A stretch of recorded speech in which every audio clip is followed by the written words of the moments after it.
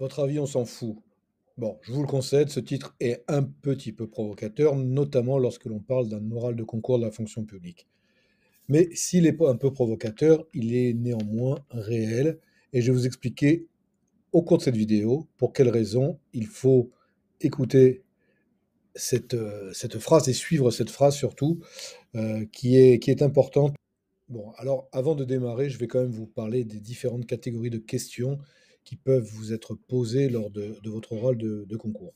Comme vous pouvez le voir sur ce support que vous pourrez télécharger si vous le souhaitez d'ailleurs, il y a des questions de cours, il y a des mises en situation et il y a aussi des questions qui s'appellent «Que pensez-vous?» hein, c'est comme ça en tout cas que je les ai nommées.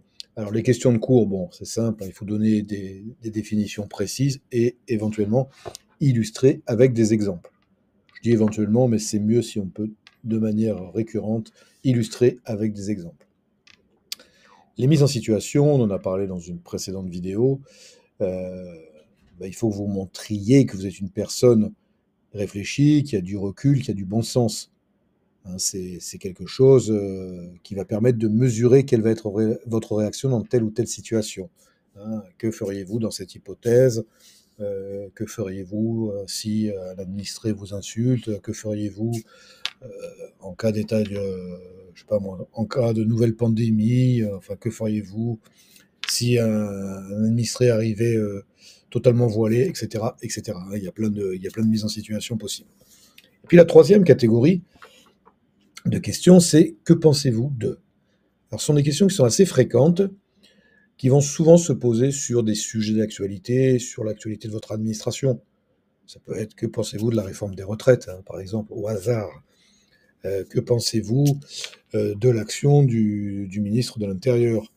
Que pensez-vous du vaccin? Tiens, voilà, parlons de choses qui peuvent être polémiques. Hein, donc ces séries de questions peuvent être assez fréquentes et il est important de savoir y répondre. Alors, on va déjà parler dans un premier temps de ce que le jury n'attend pas. Hein, je veux exclure rapidement des choses qui pourraient poser problème et qui pourraient faire que vous ayez de mauvaises notes. Alors, le jury, il attend surtout pas des robots qui récitent des définitions. Hein, que pensez-vous de la réforme de retraite? Alors la réforme des retraites, gna gna gna gna gna gna gna. Que pensez-vous du vaccin? Alors le vaccin, non, c'est pas du tout ce qu'on attend. On n'attend pas des définitions. On attend déjà des personnes qui on n'attend pas, pardon, des personnes qui n'écoutent pas la question et qui cherchent à placer leurs connaissances. Trop souvent, je peux vous assurer que lorsque je prépare les personnes à leurs oraux ou lorsque je fais passer des oraux, je vois trop de personnes qui veulent absolument placer leurs connaissances. Et à la limite, peu importe la question, ils ont l'impression qu'ils vont avoir une bonne note s'ils montrent qu'ils savent beaucoup de choses. Donc ça, c'est pas du tout ce que le jury attend. Vous pouvez me croire. Alors, quelles sont les attentes du jury? Le jury, il attend déjà des personnes qui soient réfléchies, des personnes qui vont écouter la question, des personnes qui vont prendre le temps de la réflexion. Hein, c'est ça qu'il faut que vous vous mettiez dans la tête lorsque vous passez un oral de concours. Le jury, il n'attend pas quelqu'un qui va lui donner toutes les définitions de tout par cœur. À la limite, ça aussi, il s'en fout. Lui, ce qu'il veut, c'est des personnes qui soient réfléchies, qui prennent le temps de la réflexion, qui prennent, euh, qui prennent du recul. Le jury, il attend des agents qui respectent le devoir de réserve. Très souvent, je m'amuse à poser la question sur le devoir de réserve. Alors les gens me donnent la définition qu'ils ont bien apprise par cœur. J'en suis ravi, je les félicite. Mais ils se contentent de la théorie, parce que dans la foulée, je leur demande qu'est-ce que vous pensez de l'action du ministre de l'économie? Bah, franchement, il est nul. Franchement, il pourrait faire mieux, baisser les impôts, les augmenter. Ou alors il est très bien, hein, peu importe.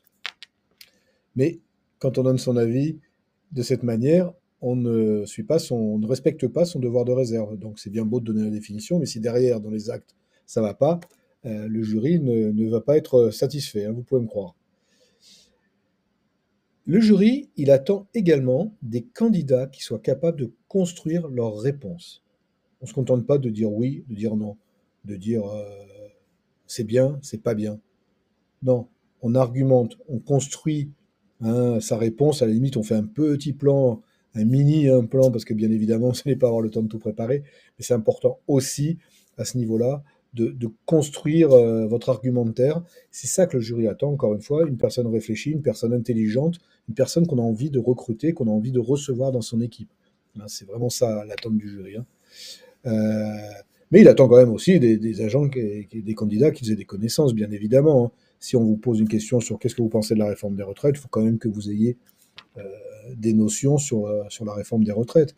Si on vous demande quel est votre avis sur la loi de transformation de la fonction publique, bah, c'est bien d'avoir aussi des connaissances sur la loi de transformation de la fonction publique. C'est évident. Politique de dématérialisation de l'État, qu'est-ce que vous en pensez? Bah, je ne sais pas, qu'est-ce qu'il fait l'État en termes de dématérialisation? Je n'ai pas d'avis. Bah, si, il faut que vous en ayez un avis.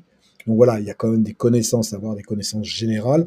On n'attend pas des bêtes à concours qui vont tout réciter bêtement, mais on veut quand même des gens qui ont euh, des connaissances minimales, parce que c'est comme ça qu'on va pouvoir donner des réponses qui soient réfléchies, des réponses qui soient construites.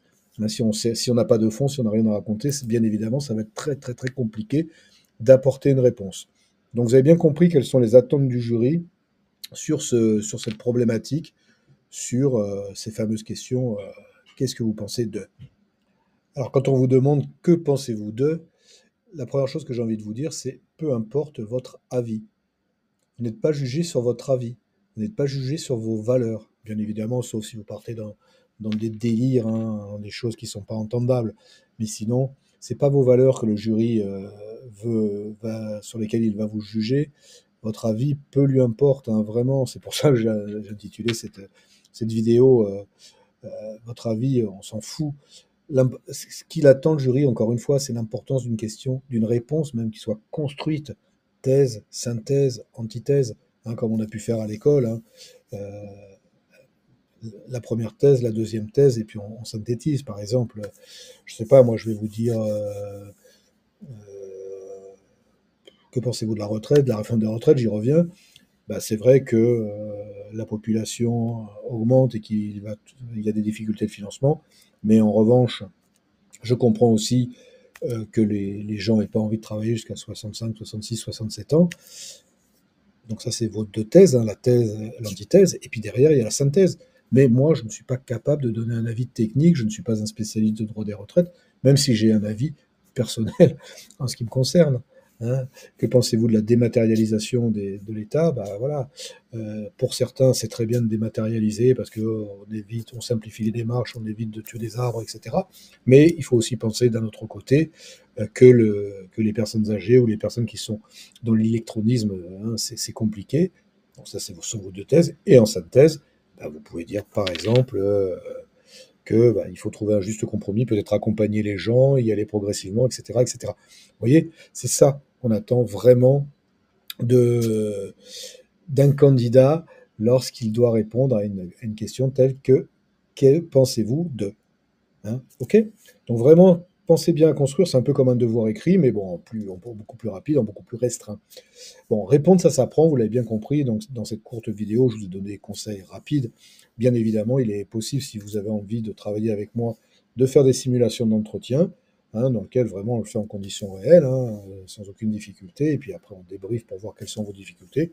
Mais vous pouvez aussi rejoindre l'accompagnement, hein, qui est composé de vidéos, qui est composé d'audio, qui est composé de contenu exclusif, hein, plus largement, même de certaines formations qui sont incluses et qui vont vous permettre de préparer votre concours sereinement. Alors, pas que de répondre aux questions, mais d'aller encore un peu plus loin, si ça vous intéresse. En attendant, j'espère que cette vidéo vous a plu. N'oubliez pas de vous abonner si ce n'est pas le cas, de la liker, de la partager. C'est très important pour moi, ça me permet de continuer, c'est très encourageant. Voilà, en attendant, je vous dis à très bientôt.